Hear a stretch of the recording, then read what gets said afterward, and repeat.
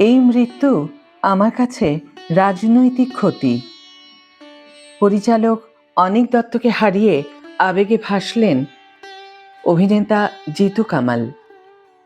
Hi everyone, welcome back to my channel Anjana entertainer.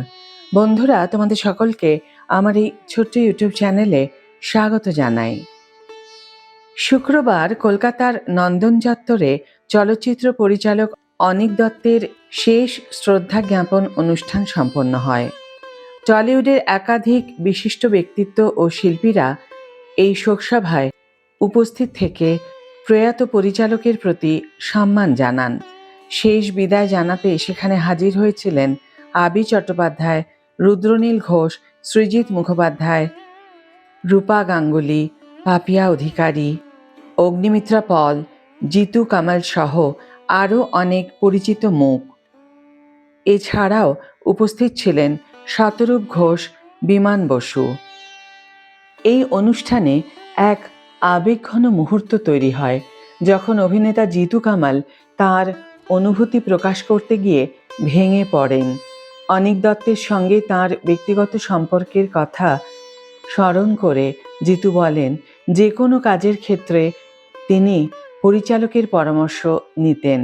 তার কথায়, আমি মানুষটাকে যে কোনো কাজ হলে ফোন করতাম, কি করব, কিভাবে এগোবো, এইসব নিয়ে কথা বলতাম।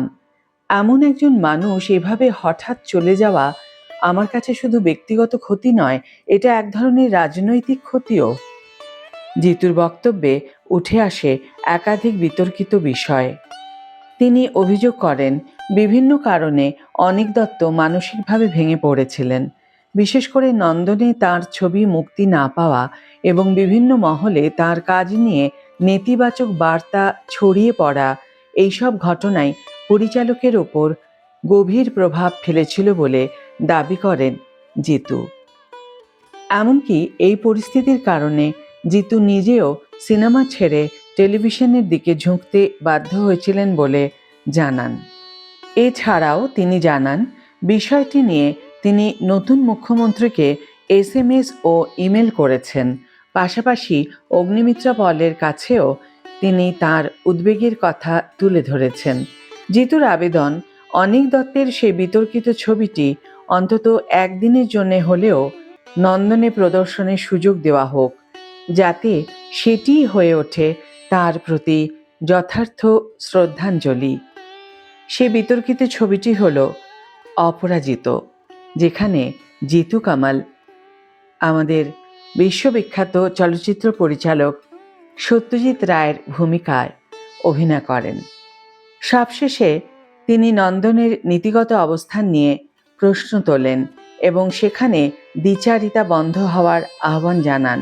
তার কথায়, এই ঘটনাকে কেন্দ্র করে মানুষের মধ্যে শুভ বুদ্ধির উদয় হওয়া জরুরি, যাতে ভবিষ্যতে কোনো শিল্পীকে এভাবে মানসিক চাপে পড়তে না হয়।